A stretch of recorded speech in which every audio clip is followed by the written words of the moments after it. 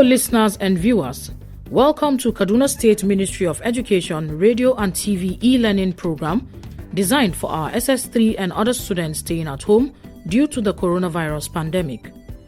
The present administration, under the able leadership of His Excellency, Malam Nasir Ahmed El-Rufai, is positioned, as always, to ensure that under his leadership, our students are not left behind in all areas of human endeavors, especially education. Kaduna State is the center of learning. Therefore, we want to ensure that our students excel in their forthcoming examinations and beyond. Students and other learners at home are given this opportunity in order to continue learning, as education is a continuous process. Different subjects will be taught in this program to assist students to perform excellently in the forthcoming Senior School Certificate examination being conducted by NECO and WAEC as soon as schools reopen. Teachers making presentations will always provide their names and phone numbers during each presentation, and they can be contacted for questions, further explanations, and/or clarifications. The following numbers and contacts can also be reached for expression of any concern or observation: 090-865-00545 or 080-383-62072. Our website is www.education.kdsg.gov.ng. Our email, education@kdsg.gov.ng or education.kdsg@gmail.com. Our YouTube channel, Ministry of Education, Kaduna State. Our Twitter handle, @Kaduna_MOE. Or our Facebook page, Ministry of Education, Kaduna State. Stay safe, stay at home, and learn well. Thank you, happy listening, and happy viewing. Hello students, my name is Mr. Jameson Yaro. Today I am going to take you on financial accounting under the topic single entry or incomplete records. By definition, single entry or incomplete records is a system of bookkeeping which does not conform with the basic principles of double entry.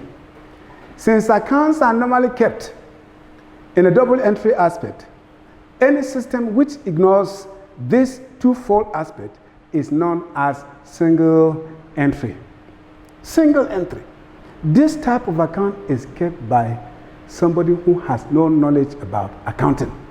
Like all these petit traders around our areas, anything sold on that day, their own record is how much am I owing? How much are they owing me? That's all. All other aspects of trading or records or transactions are not what? Kept. So in fact, an accountant needs to use his brain so as to what? To prepare accounts under single entry. Because the information are full of, the transactions are full of unsorted information. So as the information are not sorted, you as an accountant, you have to sit down and sort the information before you prepare the accounts. That is why it is known as what? Single entry.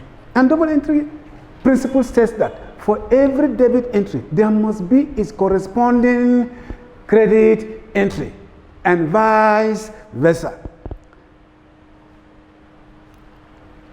Now, having discussed the meaning of single entry, we are going to discuss the features. One of the features is the profit or loss could be ascertained by comparing closing and opening capital. That's one of the features of single entry, since the accounts are creditors, debtors. So you find out opening, that is for what we've just seen in the question.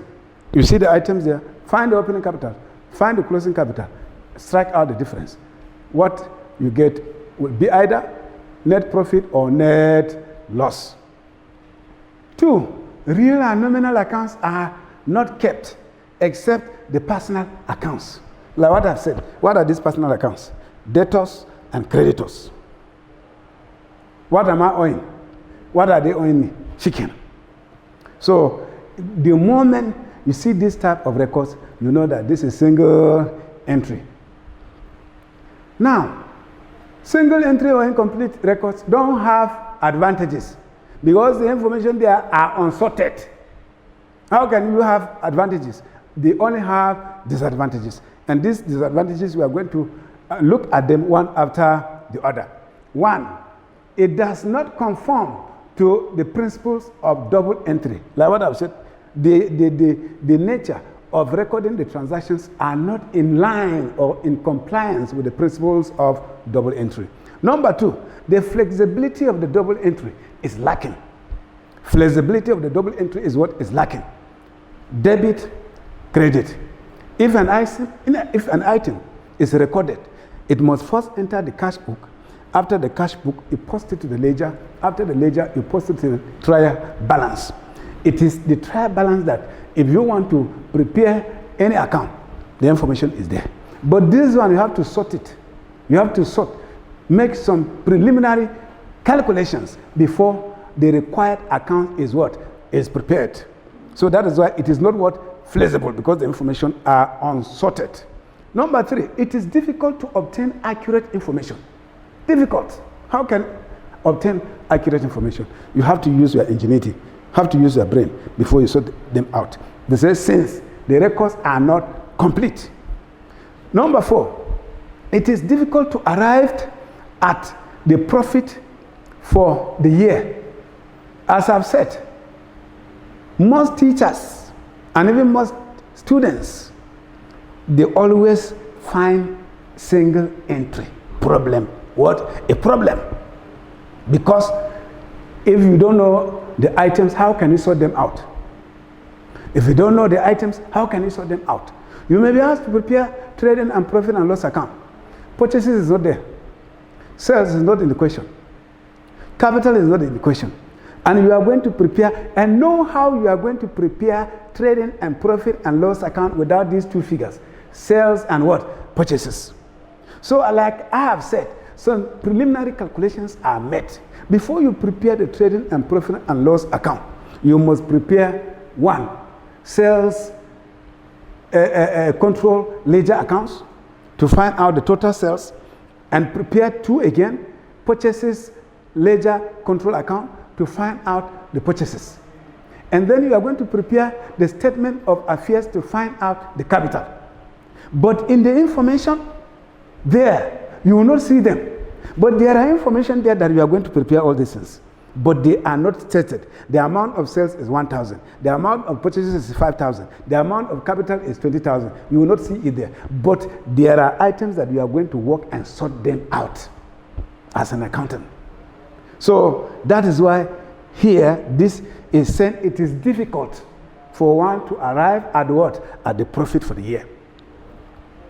Then computation of profit from two balance sheets. Computation of profit from two balance sheets. Under the single entry system, the records are incomplete. The assets and liabilities are given. But information relating to sales and purchases are not given.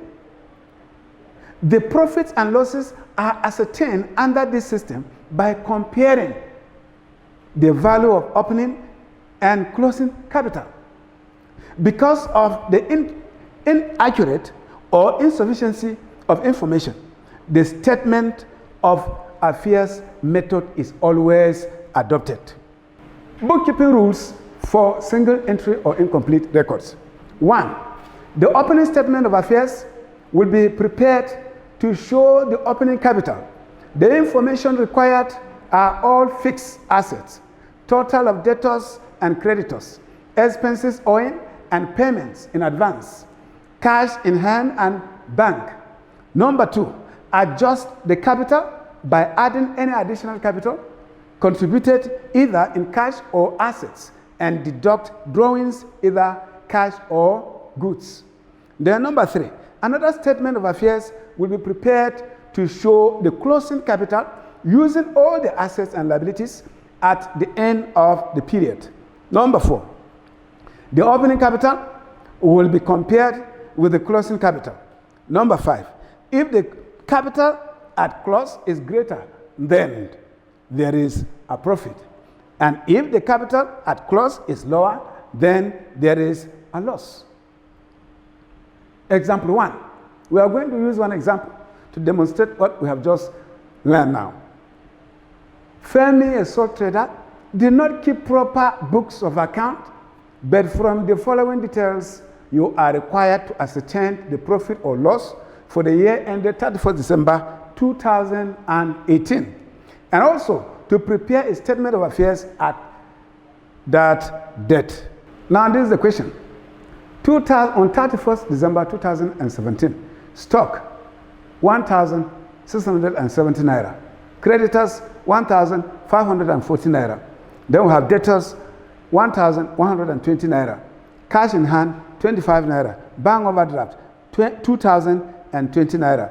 We have bills receivable 1,505 naira. We have fixtures and fitting 150 naira. Then motor van 190 naira. Then on 31st December 2018, stock 1,850 naira, creditors 1,400, debtors 1,050 naira. Then we have cash in hand 120 naira, bank overdraft 1,940 naira, bill receivable 1,420 naira.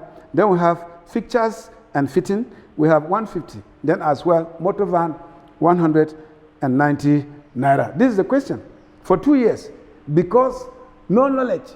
Every year it's on. Every year it's on. So now, as an accountant, you are asked to prepare the final accounts regarding this information. Then these are the additional information. Drawings during the year amounted to 260 naira. Depreciate fixtures by 10%. Write 30 naira off motor van as regards the debtors. It is ascertained that 50 naira is irrecoverable, and a further provision of 5% should be met. Also provide 70 naira in respect of bills receivable estimated to be irrecoverable. These are the additional information as regard to that question that we have just seen now.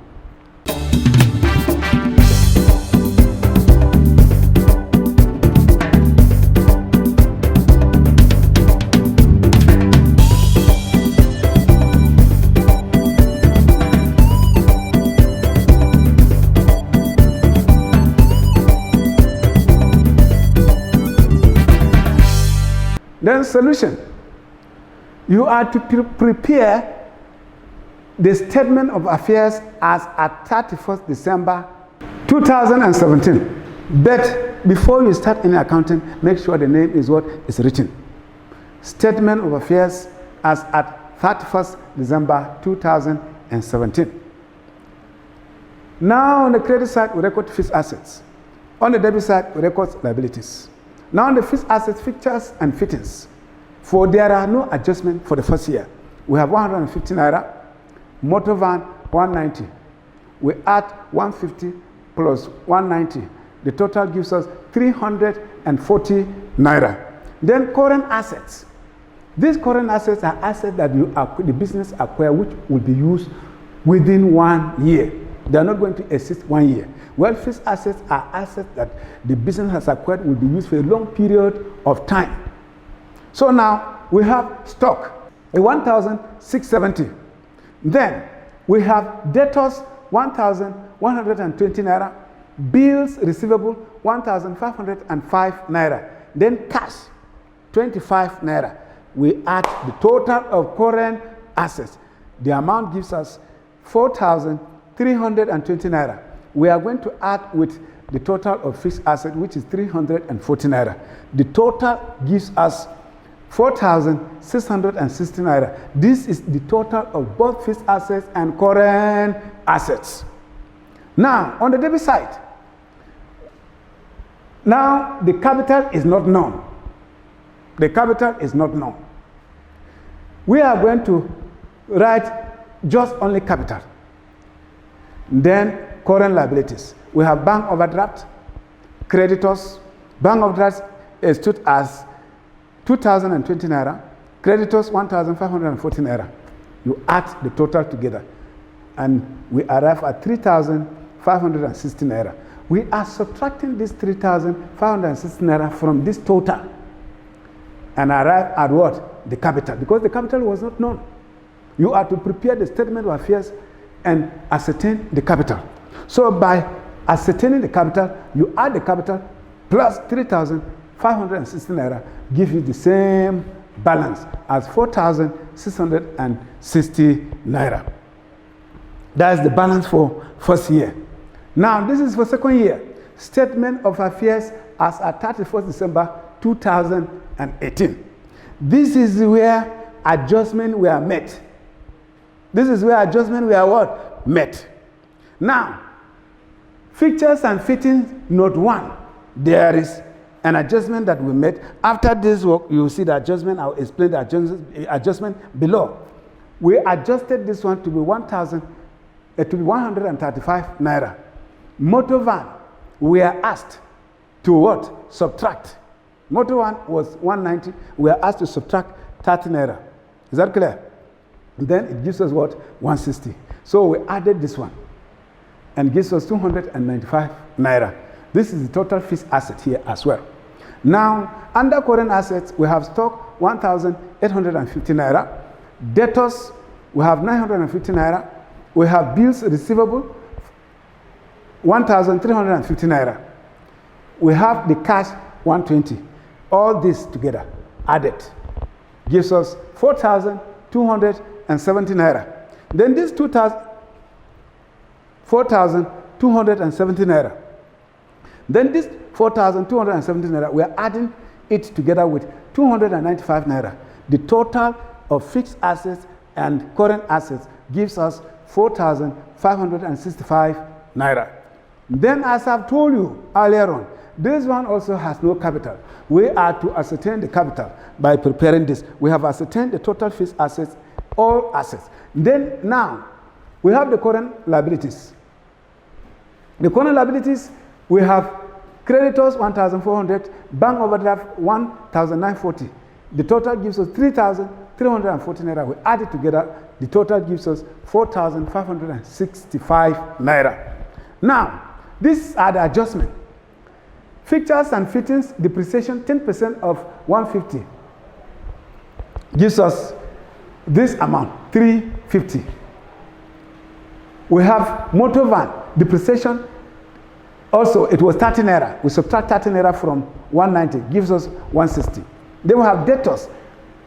Out of debtors, bad debts was 50 naira. You subtract that bad debt, you cannot collect it. Then again, they say you charge 5% out of this 1,000. We charge 5%, we subtracted 1,000. It gives us 950 naira. Then bills receivable, 1,420. They say 70 naira out of this bill are bad. So you subtract it. Then we arrive at 1,350. That was why we affected the adjustment there. Then, so in summary, single entry or incomplete record is a system of bookkeeping which does not conform with the basic principles of double entry. And also, I also explain the features and disadvantages of single entry. More so, I explain the method of computing the profit or loss of single entry. Finally, the rules for single entry were discussed as well. Assignment. Question 1, what is single entry or incomplete records? B, state the disadvantages of single entry. 2, attempt question 19.1, page 197 in Essential Financial Accounting by O.A. Longe and R.A. Kazim.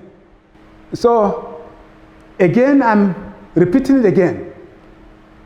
Question 1, what is single entry or incomplete records? B, state the disadvantages of single entry. 2, attempt question 19.1, page 195 in Essential Financial Accounting by O.A. Longe and R.A. Kazim. Reference book,